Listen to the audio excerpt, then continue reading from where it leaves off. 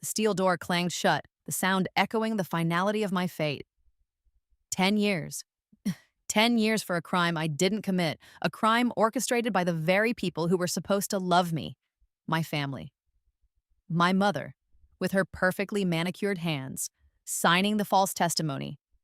My father, his voice booming with feigned outrage, demanding justice for his company. And Caroline, my sweet, innocent little sister, shedding crocodile tears as she watched them drag me away. They thought they'd buried me, silenced me forever. They were wrong. Because the day I died in that cold, forgotten cell wasn't the end. It was the beginning. And this time, I wasn't playing the role of the sacrificial lamb. This time, they were going down. My apartment was nothing special. A small, one-bedroom place in a slightly rundown building, a universe away from the gilded cage I'd grown up in. But it was mine, my sanctuary, yet my escape from the constant judgment and expectations of the Whitmore family. It was sparsely furnished, mostly hand-me-downs and thrift store finds, but it was clean and it was quiet. Unlike the Whitmore mansion, which always echoed with unspoken accusations and simmering resentments, I was curled up on the couch, lost in a book, trying to ignore the gnawing feeling of anxiety that had been my constant companion for as long as I could remember. I'd always felt like an outsider in my own family, the black sheep, the one who didn't quite fit in. My phone buzzed, pulling me out of my reverie. It was a text message from Caroline. Caroline. Hey, sis. Mom and Dad want you to come for dinner tonight. Family meeting. Sounds important. My stomach twisted. A family meeting? That never boded well. It usually meant one of two things. Either they needed something from me, or they were about to lecture me about my life choices. Again. A family meeting? That never bodes well. I hesitated, my thumb hovering over the keyboard. I really didn't want to go. I had plans. Well, plans might be a strong word. My plan was to stay in, order takeout, and finish my book. It wasn't exactly glamorous, but it was peaceful, and peace was a rare commodity in my life. I typed out a reply. Me. Are you sure? I have plans. Her response was almost instantaneous. Caroline. Come on! You never come around anymore. Guilt. They were always so good at the guilt. I sighed. It was easier to just give in. Me. Okay, fine. What time? Caroline. 7 p.m. sharp. Don't be late. With a smiley emoji. I tossed my phone onto the coffee table, feeling a sense of impending doom settle over me. This couldn't be good. Later that evening, as I was getting ready, my phone rang. Ugh. I glanced at the caller ID. Caroline. Again, I almost didn't answer, but what if it was important? I answered, trying to sound cheerful. Caroline, what's up? Elle, darling. Her voice was syrupy sweet, the kind of sweet that always made my teeth ache. Mother insists you come to dinner tonight. Family meeting, apparently.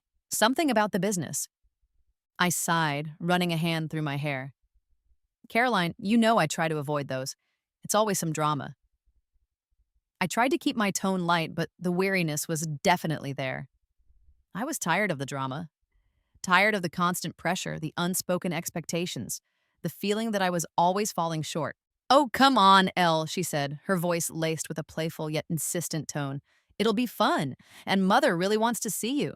She says it's important. Important. That word again. It was their code word for, we need something from you, and you're not allowed to say no. My stomach churned. This was exactly what I'd been afraid of. Important usually means they need something from me. Again, I knew I should refuse. I should stand my ground. Tell them I had other plans. That I wasn't available to be summoned at their whim. But I couldn't. The guilt, the obligation, the deeply ingrained habit of trying to please them, even when I knew it was pointless. It was too strong. Okay, I said, the word tasting like ash in my mouth. I'll be there. Wonderful, Caroline chirped. See you tonight, love you.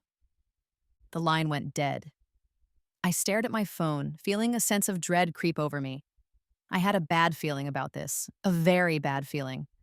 The Whitmore mansion was intimidating. Even after all these years, even after I deliberately distanced myself from my family, Walking through those massive front doors always made me feel small and insignificant. It was a palace of polished marble, gleaming chandeliers, and priceless artwork, a monument to my father's success and my family's obsession with appearances. The dining room was even more oppressive. A long mahogany table that could seat 20, surrounded by high-backed chairs upholstered in heavy damask. The air was thick with the scent of expensive perfume and tension. My parents were already seated at the table, their expressions carefully neutral. My mother, Margaret, was a vision of icy elegance, her silver hair perfectly coiffed, her designer dress immaculate. My father, Richard, was all power and authority, his presence filling the room like a storm cloud. Caroline sat beside him, her usual sunny disposition replaced by a nervous, almost expectant look. "Eleanor," my father said, his voice booming, "we have something serious to discuss." I felt a knot tighten in my stomach. "What's going on?" I asked, trying to keep my voice steady. "You're all acting strange." My mother offered me a forced smile, the kind that never reached her eyes. "Don't be dramatic, darling. We just need to clarify a few things." Clarify? That sounded ominous. I took a seat at the table, feeling like a lamb being led to the slaughter. I had a sinking feeling that whatever clarification they needed, it wasn't going to be good for me. Before I could say anything else, the doorbell rang, a heavy, authoritative ring that echoed through the silent house. My father stood up, his expression hardening. He walked to the door and opened it, revealing two police officers, one of them a stern-looking detective I vaguely recognized, Detective Miller. My heart leaped into my throat. Police? What was going on? "Eleanor Whitmore?" Detective Miller said, his voice firm and official. "We have a warrant for your arrest." My world tilted. Arrest? Me? Arrest! I repeated, my voice a confused whisper. For what? What's happening? I looked at my family, searching for some explanation, some denial, some anything. Caroline, my sweet, innocent little sister, looked at me with wide, shocked eyes. "Elle!" she exclaimed, her voice a perfect imitation of horrified surprise. "What have you done?" My father shook his head, a slow, deliberate movement, his face a mask of sorrow and disappointment. "I'm afraid it's quite serious, Eleanor," he said, his voice heavy with feigned sadness. "Fraud, embezzlement. A substantial amount of money is missing from the company accounts." "That's insane!" I cried, my voice rising in panic. I haven't done anything." I looked from my father to my mother, to Caroline, pleading with them to see the truth, to tell the police it was all a mistake. My mother sighed, a long, theatrical sigh that was meant to convey her deep disappointment.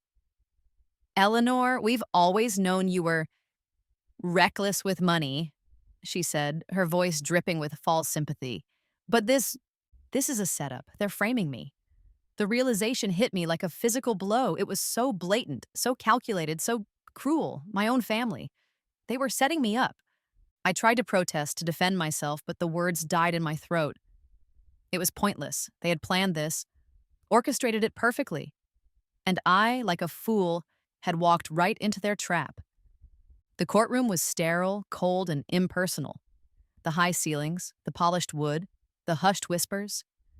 It all felt designed to intimidate, to make me feel small and insignificant.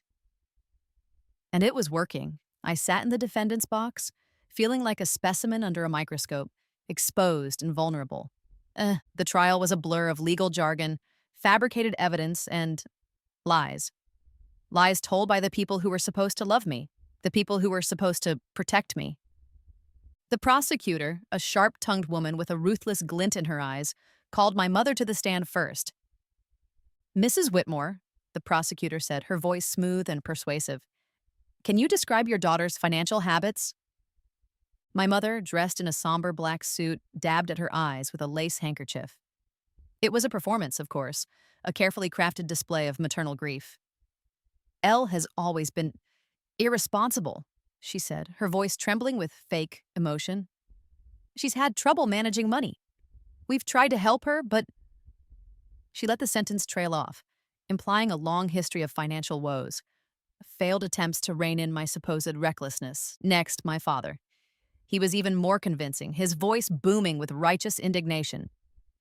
Mr. Whitmore, the prosecutor asked, as CEO of Whitmore Enterprises, can you confirm that funds were indeed missing? Yes, my father said solemnly, his gaze fixed on some distant point, avoiding my eyes. A significant amount, and all the evidence. It points to Eleanor. He made it sound so final, so irrefutable. Then it was Caroline's turn. My sister. The one who'd always been the golden child, the perfect daughter. She looked pale and fragile, her eyes red-rimmed from crocodile tears. Ms. Caroline Whitmore, the prosecutor said gently, you worked closely with your sister. Did you notice anything suspicious? Caroline sniffled, dabbing at her eyes with a tissue. I love my sister, she said, her voice choked with fake emotion. But I saw her making unauthorized transfers. She said it was for personal expenses. I didn't want to believe it. She dissolved into fake tears, her performance worthy of an Oscar. I wanted to scream. I wanted to jump out of the defendant's box and shake them, force them to admit the truth. That's a lie, I shouted, my voice raw with desperation. Caroline, you know that's not true. The judge banged his gavel, his expression stern. Order! Miss Whitmore, you will have your chance to speak. But I knew it was pointless. My chance to speak wouldn't matter. They had already decided my fate. They had crafted their narrative, presented their evidence, and the jury was eating it up. They're all lying. My own family, they're throwing me under the bus. The realization was a cold, hard knot in my stomach. I was trapped. And they were the ones who had sprung the trap. They were the ones holding the key, and they were never going to let me go. The courtroom was a blur. The jury had returned their verdict. Guilty. Guilty on all counts. The word echoed in my ears, a death knell for my life as I knew it. I felt numb, detached, like I was watching a movie of someone else's life, someone else's nightmare. The judge, a stern-faced man with a voice that resonated with authority, began to speak. I barely heard him. The words washed over me, meaningless sounds in the face of the crushing reality. I was going to prison for a crime I didn't commit, because my own family had framed me. Eleanor Whitmore, the judge said, his voice cutting through the fog in my brain. After careful consideration of the facts presented, the testimony of the witnesses, and the jury's verdict, I hereby sentence you to 10 years in prison. 10 years! The words slammed into me like a physical blow. 10 years, a decade of my life stolen, my future erased, my freedom gone. 10 years. It was a lifetime. A death sentence, in a way. A slow, agonizing death of the soul. I looked at my family. My mother dabbing at her eyes with a handkerchief. Her face a mask of carefully crafted sorrow. My father standing tall and righteous, his expression unreadable. And Caroline. My sister, a faint, almost imperceptible smile playing on her lips, the smile of a victor, the smile of a traitor. But I am innocent, I cried out, my voice cracking with desperation. It was a futile protest, a scream into the void. No one listened, no one cared. The courtroom was a whirlwind of activity. I saw the bailiffs approaching, their faces impassive, their movements practiced. I felt hands on my arms, rough and impersonal, pulling me to my feet. I looked at my family again, searching for some sign of remorse, some flicker of doubt, some anything. But there was nothing. Just cold indifference, and in Caroline's eyes, that chilling smile. It was the last thing I saw before they dragged me away. The clang of the steel door, the harsh fluorescent lights of the holding cell, the jeers and taunts of the other inmates. It all blurred together into a nightmare. I was processed, fingerprinted, photographed, stripped of my clothes and my dignity. I was given a drab prison uniform, a number, a cell. I was no longer Eleanor Whitmore. I was just another inmate, another statistic, another forgotten soul. And as they led me away down the long, echoing corridor, towards the cold steel bars that would be my home for the next decade, I knew one thing. My life, as I had known it, was over. And it was all their fault. Prison was hell. That's the only word for it. It wasn't just the physical deprivation, the cramped cells, the inedible food, the constant noise and violence. It was the loss. The loss of freedom, of privacy, of dignity, the loss of hope.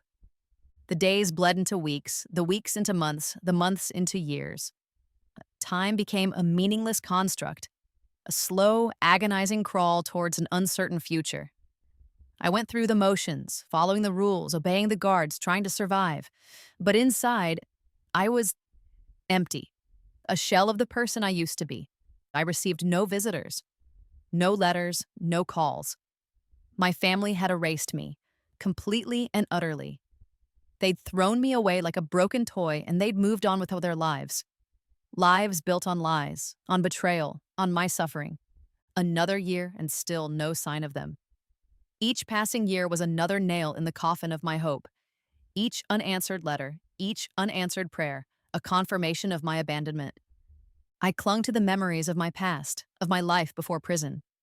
But even those memories began to fade, to become distorted, like old photographs bleached by the sun. I started to doubt myself, to question my own sanity. Had I imagined it all? Had I deserved this? The isolation was the worst, the constant, gnawing loneliness that ate away at my soul. I was surrounded by people, by other inmates, but I was utterly alone. A ghost in a world of the living. Forgotten. Abandoned. I tried to find solace in small things. A smuggled book, a shared cigarette, a moment of kindness from a fellow inmate. But it was never enough. The darkness always crept back in. The despair, the bitterness, the overwhelming sense of injustice. They had stolen my life, my family, the people who were supposed to love me, to protect me. They had taken everything from me. And they were out there, living their lives, enjoying their freedom while I rotted in this hellhole. The thought fueled my anger, my hatred, my desire for revenge. But even that felt distant, faded, like a dying ember in the ashes of my soul. The cell was small, cramped, and reeked of stale sweat and despair. The walls were bare, the concrete floor cold and unforgiving. A single barred window offered a glimpse of the stormy night outside. The wind howled, rattling the bars, a mournful symphony of my own despair. I lay on the thin, lumpy mattress, my body racked with coughs. The prison infirmary was useless. They didn't care about the inmates, especially not the ones who were forgotten, the ones with no one on the outside. I was sick, weak, and dying. "Caroline, Mother, why?" I whispered, the words raspy and weak, barely audible above the storm. The names were a curse, a lament, a final, futile plea for an answer that would never come. They took everything from me. Everything, my life, my future, my freedom, my dignity. They'd left me with nothing, absolutely nothing. My breathing became shallow, ragged. Each breath was a struggle, a painful reminder of my failing body. My vision blurred, the edges of the cell fading into darkness. Is this it? Is this how it ends? Alone in this cold, dark cell, forgotten by the world, betrayed by my own family. The thought was terrifying. And yet there was also a strange sense of relief. The pain would be over, the suffering would end. Silence, darkness, a complete and utter void. Then a gasp, a jolt, a sudden sharp intake of breath. My eyes flew open. "What?" I whispered, my voice hoarse and disoriented. I was lying in bed, my old bed, in my old bedroom, in the house I'd grown up in. Sunlight streamed through the window, illuminating the familiar posters on the wall, the cluttered desk, the overflowing bookshelf. It was exactly as I'd left it 10 years ago. This isn't, I stammered, sitting up, my heart pounding against my ribs like a trapped bird. This wasn't the prison cell. This wasn't the cold, hard cot. This was home. I scrambled out of bed, my legs shaky and weak, and rushed to the desk. My phone. Where was my phone? I found it buried under a pile of papers and fumbled to turn it on. The screen lit up, displaying the date. And my world tilted on its axis. It was 10 years in the past, the exact day, the day of the family dinner, the day my life had been stolen. No way, I whispered, staring at the date, my mind reeling. This couldn't be real. It was a dream, a hallucination, a cruel trick of my dying mind. I'm back. I'm actually back. The realization slammed into me with the force of a physical blow. I was back, 10 years in the past, with the knowledge of everything that was going to happen. Beep, beep. My phone vibrated. I stared blankly until I read the message. Caroline. Hey, sis. Mom and Dad want you to come for dinner tonight. Family meeting. Sounds important. The same text message, the same invitation, the same trap. A slow, chilling smile spread across my face. A smile that held no warmth, no joy, no humanity. It was the smile of a predator, of a hunter, of a woman who had been given a second chance. A chance for revenge. Oh, I wouldn't miss it for the world, I said softly, my voice laced with a steel I hadn't known I possessed. This time, things would be different. This time, I was in control. This time, they wouldn't get away with it. This time, they would pay. The game was on. And I was ready to play. My old bedroom.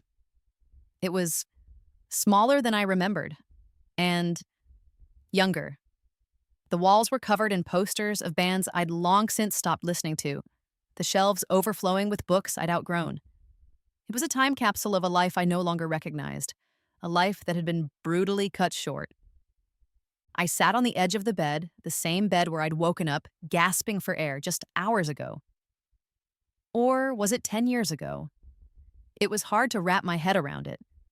I was back, in my old body, in my old life, with a second chance I never thought I'd get. Seeing them again after all these years, it's like looking at ghosts. Ghosts who are about to become very, very real, my family. The people who had betrayed me, condemned me, stolen my life. Seeing them again, knowing what they were going to do. It was a strange mixture of rage, revulsion, and anticipation. The anticipation of a hunter stalking its prey. The text message from Caroline still glowed on my phone screen. The same message, the same invitation, the same trap. This time, I knew exactly what was waiting for me, and I was ready. I got dressed, choosing an outfit that was appropriate. Demure, unassuming, the kind of outfit the old Elle would have worn. I needed to play the part. To be the dutiful daughter, the clueless sister, the easy target. The drive to the Whitmore mansion was a blur. I parked my car, a beat-up old thing that was a far cry from the luxury vehicles I knew were parked in the garage, and walked to the front door. The same massive oak door that had always intimidated me. This time, I felt nothing. No fear, no anxiety, no respect. Just a cold, hard determination. Caroline opened the door, her smile bright and welcoming. Too welcoming. Elle, you came, she exclaimed, pulling me into a tight hug. I was so worried you'd say no. I forced a smile, returning the hug with just the right amount of awkwardness. Wouldn't miss a family gathering, Caroline, I said, my voice dripping with false sincerity. What's so important? She ushered me inside, her arm linked through mine, guiding me towards the living room. Oh, you'll see, she said, a hint of something in her voice. Excitement, nervousness. I couldn't quite place it. My mother, Margaret, entered the room, her perfectly coiffed silver hair gleaming under the chandelier. She looked exactly the same. Cold, elegant, and utterly unapproachable. Eleanor, darling, she said, her voice smooth and controlled. You look well. The unspoken for you hung in the air. Thank you, Mother, I replied, meeting her gaze, letting none of my true emotions show. You too. My father, Richard, strode into the room, his presence dominating the space. He was a large man, both in stature and in personality, used to getting his way, used to being obeyed. Good to see you, Eleanor, he said, clapping me on the shoulder, a gesture that was more patronizing than affectionate. Let's get down to business, shall we? We all moved into the dining room, taking our usual seats at the long mahogany table. The same table where 10 years ago my life had been shattered. The same lines, the same charade. They have no idea what's coming. They were all playing their parts, just as they had before. My mother, the concerned matriarch. My father, the stern patriarch. Caroline, the sweet, innocent sister. And me. I was playing the role of the sacrificial lamb, but this time I knew the script, and I was about to rewrite the ending. The following weeks were a masterclass in deception. I played my part perfectly, becoming the old Elle again. The quiet, unassuming daughter, always willing to help, always eager to please. It was disgusting, nauseating, but necessary. My bedroom, my old sanctuary, became my secret headquarters. I spent hours there, poring over financial records, copying files from my father's computer, documenting every shady transaction, every hidden account, every lie. I was building a case not just against Caroline, but against all of them. Time to start spinning my web. I knew I couldn't confront them directly. Not yet. I needed to be subtle, to manipulate them, to let them think they were still in control. I needed to use their own weaknesses against them. Caroline was the easiest target. She was greedy, arrogant, and convinced of her own cleverness. She was also sloppy. She thought she was untouchable, protected by her parents, by her perfect daughter image. "So, how's work going?" I asked her casually one afternoon, as we were helping our mother arrange flowers in the conservatory. "You're handling all the important accounts now, right?" Caroline puffed up with pride, just as I knew she would. "Yes, of course," she said, her voice dripping with self-importance. "Father trusts me implicitly." "That's wonderful, Caroline," I said, my voice filled with admiration. "You always were so good with numbers. And so good at hiding things," I added silently, a cold smile playing on my lips. I started leaving my laptop open, forgetting to log out of my email, making sure Caroline saw the carefully crafted messages I'd sent to myself, hinting at my supposed financial troubles, my desperate need for money. I knew she'd snoop, she always did. I also started planting seeds of doubt between my parents. "Mother, you seem stressed," I said to Margaret one evening as we were sitting in the drawing room, pretending to read. "Is everything all right with the finances?" Margaret's face tightened, her expression turning icy. "Everything is fine, Eleanor," she said sharply. "Don't you worry about that." But I had worried her. I could see it in her eyes. The seed of suspicion had been planted. And then there was my father, the untouchable, the all-powerful CEO. "Father, you've been working so hard lately," I said to him one day as he was poring over documents in his study. "You deserve a break. Maybe let Caroline handle more of the burden?" He looked up, his eyes narrowed, considering my words. "Perhaps you're right, Eleanor," he said slowly. "Caroline is quite capable." He had no idea how right I was. Caroline was capable of anything, including bringing down the entire family empire.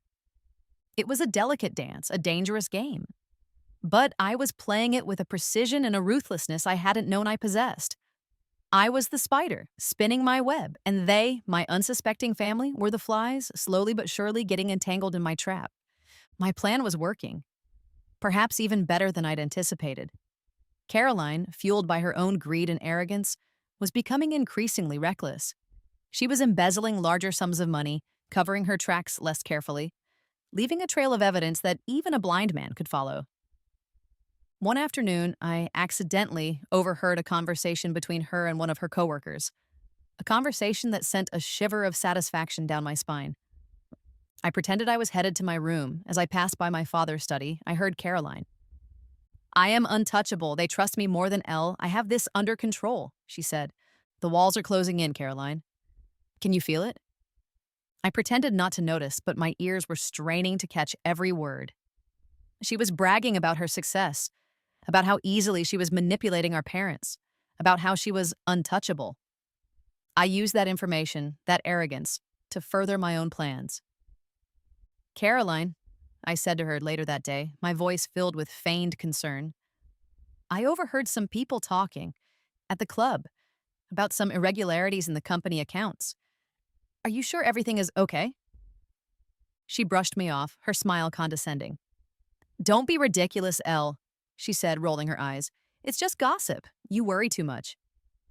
"But what if," I persisted, playing the role of the naive, worried sister, "what if someone reports it to the authorities?" She scoffed, a sound of pure arrogance. "They wouldn't dare, and even if they did, who would believe them? It's my word against, well, anyone else's." I had to bite back a smile. She had no idea. No idea that I was the one who was going to report her. that I was the one who had been gathering the evidence, building the case, preparing for her downfall. I'd also been subtly leaking information to the outside world. Anonymous tips to financial regulators, cryptic messages to investigative journalists, just enough to pique their interest to get them digging. I didn't want to expose Caroline directly, not yet. I wanted them to do it. I wanted my family to be the ones to bring her down, and it was working. I could see the signs. Investigators discreetly reviewing financial records at the Whitmore Enterprises offices, whispered conversations between my parents, their faces etched with worry and suspicion. The growing tension in the house, the feeling that something was about to break. Caroline, however, remained oblivious.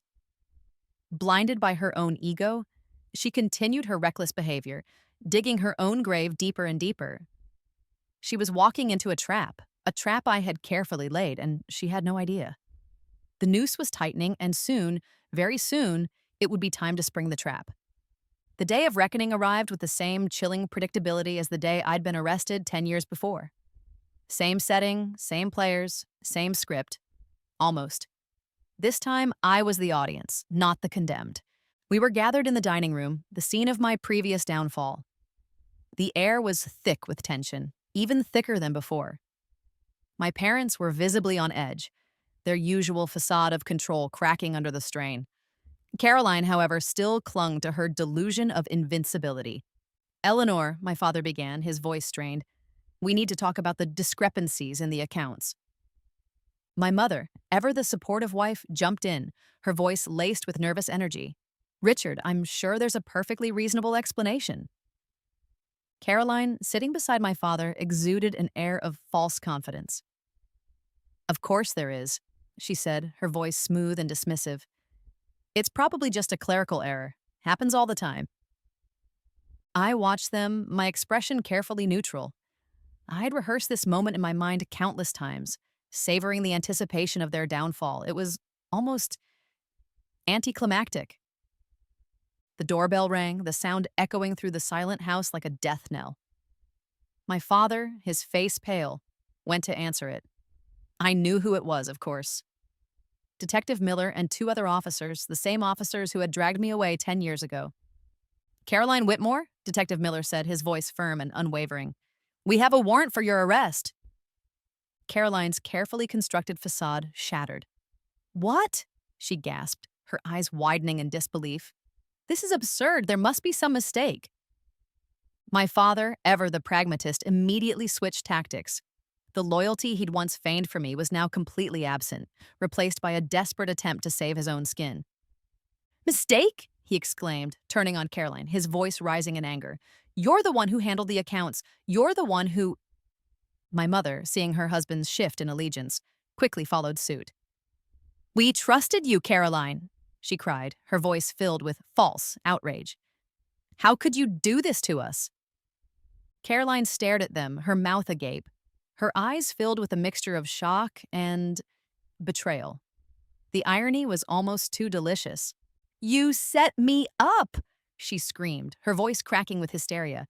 "You both knew. You were in on it." She lunged at my father, scratching his face, her perfectly manicured nails drawing blood. I watched the scene unfold, a silent observer in the midst of the chaos.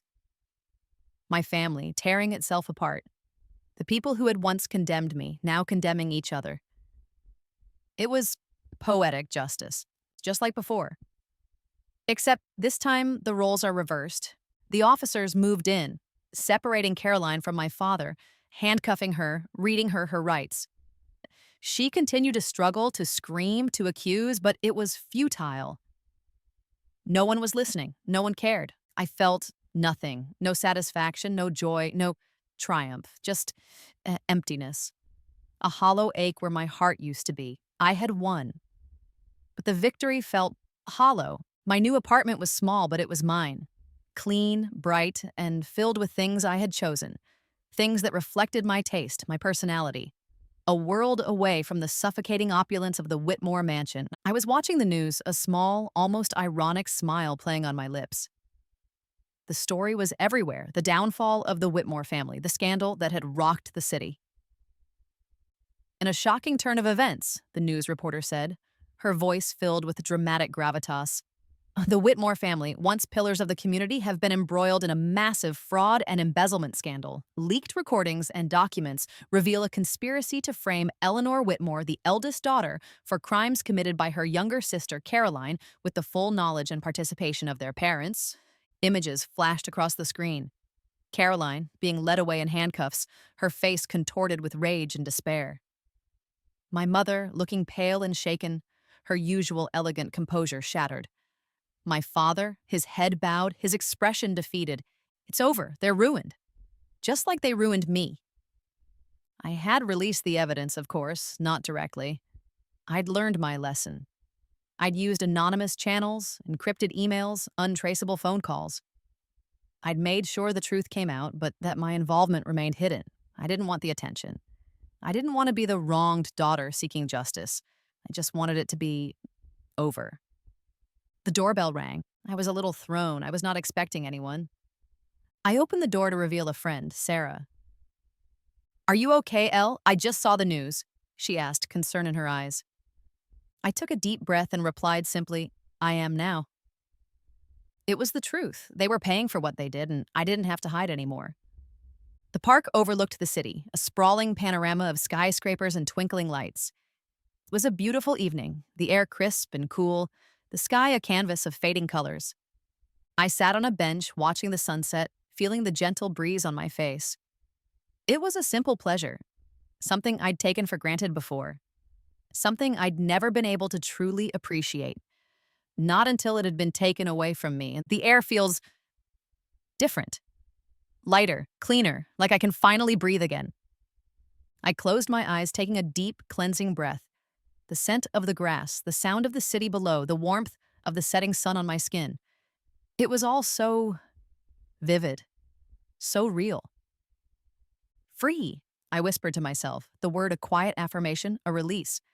They tried to bury me. They thought they could erase me, make me disappear. They underestimated me.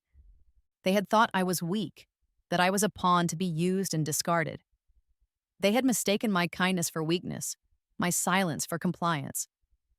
They had learned their lesson the hard way.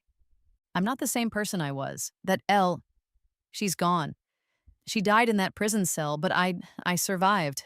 And I'm stronger now, wiser, and definitely unbreakable. I wasn't the same naive, trusting girl who had walked into that family dinner 10 years ago. I was a survivor, a warrior, a woman who had been to hell and back and had emerged victorious. I opened my eyes, looking out at the city, at the future that stretched before me. It was a future I had created, a future I had fought for, a future that was finally truly mine. I had paid a terrible price, but I had learned a valuable lesson. I would never let anyone control me, manipulate me, or take anything from me again. The sun dipped below the horizon, painting the sky in hues of orange, pink, and purple. It was a beautiful ending to a long, arduous journey. And it was also a beginning, a new dawn, a new life. I closed my eyes and took another deep breath, feeling the familiar calm settle in. I was at peace.